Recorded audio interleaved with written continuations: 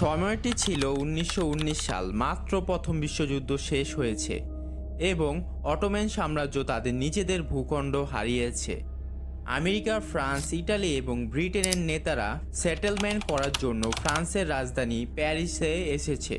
কিন্তু এখানে তারা আরও একটি গুরুত্বপূর্ণ সিদ্ধান্ত নেওয়ার জন্য উপস্থিত হয়েছে এবং সিদ্ধান্ত হচ্ছে মধ্যপ্রাচ্যের ভবিষ্যৎ, অর্থাৎ মিডল ইস্টকে নিয়ে তাদের পরিকল্পনা কি হতে চলেছে সেটাই আমরা আজকের এই ভিডিওতে জানব। সো আমার নাম ওয়ালিদ আলবাজি এবং আপনারা দেখছেন ওয়ালিদ এক্সপ্লেন্ড। সবাইকে ভিডিওটা শেষ পর্যন্ত দেখার জন্য অনুরোধ করছি। ভিডিওর শেষে একটি গোপন সত্য জানতে পারবেন ইনশাল্লাহ। তাহলে চলুন আজকের আলোচনা শুরু করি। প্রথম বিশ্বযুদ্ধের পরবর্তী সময়ে ছবিতে থাকা এই দলটি আরব বিশ্বকে প্রতিনিধিত্ব করতে এসেছে। যদিও এই লোকটি আরবের কেউ না, এই লোকটি হচ্ছে একজন ব্রিটিশ। ওনার নাম হচ্ছে থমাস এডওয়ার্ড লরেন্স।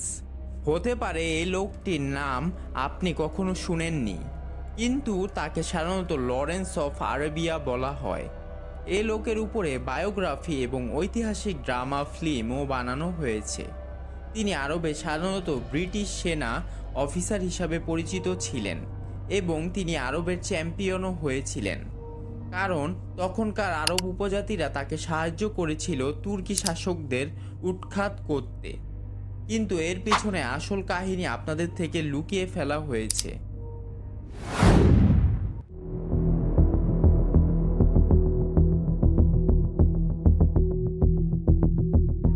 1915 সালের জুলাই থেকে মার্চের মধ্য সময়ে, অর্থাৎ প্রথম বিশ্বযুদ্ধ চলাকালীন সময়ে মক্কার শরীফ হোসাইন বিন আলীকে মিশরের British high commissioner sir Henry McMahon সর্বমোট 10টি চিঠিপত্র পাঠিয়েছিল। ব্রিটিশরা শরীফকে লিখে জানায় যদি আরবরা ব্রিটিশদের শত্রু অটোম্যান সাম্রাজ্যের বিরুদ্ধে বিদ্রোহ শুরু করে তাহলে যুদ্ধের পরে শরীফকে একটি স্বাধীন আরব রাষ্ট্র দেওয়ার প্রতিশ্রুতি দিবে।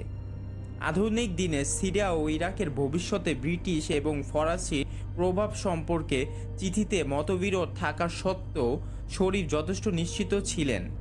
তাই শরীফ মক্কায় 1916 সালের জুনের 1 তারিখে ব্রিটিশদের সমর্থন এবং অটোম্যানদের বিরুদ্ধে প্রকাশ্যে বিদ্রোহ ঘোষণা করে। এই ঘটনার মাত্র কয়েকদিন পরই শরীফের ছেলে আলী এবং ফয়সাল পবিত্র শহর মদিনায় হামলা করে দখল করার চেষ্টা করে, কিন্তু সেখানে থাকা 12,000 শক্তিশালী অটোম্যান গ্যারিসন, অর্থাৎ অটোম্যানদের মিলিটারি বাহিনী সেখানে আগে থেকে প্রোটেকশন দিচ্ছিল। তাই আক্রমণে 3 দিন পর ফারদিন পাশার নেতৃত্বে অটোম্যান সৈন্যরা শহর থেকে বিদ্রোহীদের তাড়িয়ে দেয়। কিন্তু এতে শরীফের বাহিনী আরও বেশি সাফল্য পেয়ে যায়, কারণ তারা পবিত্র শহর মক্কা এবং ঐতিহাসিক শহর তায়েফ অবরোধ করে রাখে। এদিকে ব্রিটিশদের যুদ্ধজাহাজ বোমাবর্ষণ শুরু করে দেয়। লোহিত সাগরে থাকা বন্দর শহর বরাবর অটোম্যান দুর্গে ব্রিটিশরা হামলা চালায়।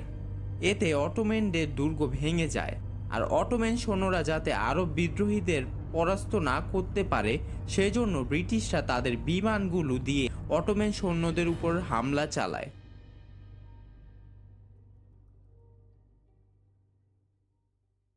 জুলাই মাসের শেষের দিকে জেদ্দা, রাবিগ এবং ইয়ানবু বন্দরগুলি আরব বিদ্রোহীদের হাতে চলে যায়, যার ফলে ব্রিটিশরা হেজাজে আরব বাহিনীর কাছে তাদের অস্ত্র ও সরঞ্জাম সহায়তা বাড়াতে পারে।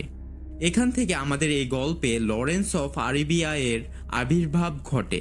ব্রিটিশ সেনাবাহিনী আরব নেতৃত্ব এবং মিশরে ব্রিটিশ হাইকমান্ডারের মধ্যে যোগাযোগ স্থাপনের জন্য একটি সামরিক মিশন প্রেরণ করে। যাই হোক, জেনে রাখুন সে সময় মিশর ব্রিটিশ বাহিনীর দখলে ছিল। 1916 সালের অক্টোবর মাসে লেফটেন্যান্ট টি.আই. লরেন্স ব্রিটিশ আর্টিলারির পাশাপাশি আরব বাহিনীকে কিছু উপায় দিয়েছিল কিভাবে তারা ছোট অটোম্যান গ্যারিসন বাহিনীকে পরাজিত করবে এবং মক্কা ও তায়েফ অবরোধ করে রাখবে। এরপর লরেন্সকে শরীফের ছেলে ফয়সালের উপদেষ্টা বানানো হয় এবং এভাবে ব্রিটিশদের সহায়তায় লরেন্স ধীরে ধীরে আরবদের বিশ্বস্ত মানুষ হয়ে ওঠে। company of Turks firmly entrenched in open country could have defied the entire army of them, and a pitched defeat would have ended the war by sheer horror. তারপরেও আরব বিদ্রোহীদের কাছে অটোম্যান বাহিনীর সাথে লড়াই করার জন্য প্রয়োজনীয় যোদ্ধার অভাব ছিল, কারণ সংখ্যাগরিষ্ঠ আরবরা আরব বিদ্রোহকে সমর্থন করত না। মধ্যপ্রাচ্য জুড়ে সংখ্যাগরিষ্ঠ আরবরা জাতীয়তাবাদের পরিবর্তে অটোম্যান সাম্রাজ্যের প্রতি অনুগত ছিল। অটোম্যানদের বিরুদ্ধে যুদ্ধ করার জন্য ব্রিটেনের কাছে প্রায় 10 লাখ সৈন্য ছিল, কিন্তু আরবরা মাত্র 3,500 সৈন্যর প্রস্তাব দিয়েছিল। লরেন্স এটা ভালো করেই জানতো অটোম্যানদের এত সহজে পরাজিত করতে পারবে না, তাই সে আরেকটি পরিকল্পনা করে। সে আরব বাহিনীকে হেজাজ রেলপথে অটোম্যান সরবরাহের লাইনে আক্রমণ করতে বলে। এজন্য ফয়সালের লোকেরা 1917 সালের বেশিরভাগ সময় রেল লাইনে আক্রমণ করে কাটায়। এদের মধ্যে থাকা ছোট অভিযানকারী দলগুলো ট্রাক, ব্রিজ, ওয়াটার টাওয়ার এবং সাপ্তাহিক প্রতিরক্ষা স্টেশনগুলিকে ধ্বংস করে দেয়। প্যালেস্তাইন আক্রমণের পরিকল্পনা নিয়ে ব্রিটিশরা আরও বিদ্রোহীদেরকে লেলিয়ে দেয় অটোম্যান সৈন্যদের উপরে হামলা করতে। একদিকে বিদ্রোহ পুরোদমে চলছিল, কিন্তু ফিলিস্তিনে ব্রিটিশ অগ্রগতির পরে একটি গোপন নথি ফাঁস করা হয়েছিল। সেখানে প্রকাশ করা হয়েছিল যে মাত্র 2 বছর আগে ব্রিটিশরা যখন শরীফ হোসেন বিন আলীকে একটি স্বাধীন আরব রাষ্ট্রের প্রতিশ্রুতি দিয়েছিল, তখন তারা সাইকোস পিকট চুক্তিতে ফ্রান্সের সাথে যুদ্ধরত প্রভাবীয় অঞ্চল এবং অটোম্যান অঞ্চলের ডিরেক্ট নিয়ন্ত্রণ নিয়েও আলোচনা করেছিল। সে সময় ব্রিটিশ সরকার পাবলিশ করেছিল বেলফোর ডিক্লারেশন, যেখানে ইহুদিদেরকে প্রতিশ্রুতি দেওয়া হয় ফিলিস্তিন হবে তাদের নতুন ন্যাশনাল হোম।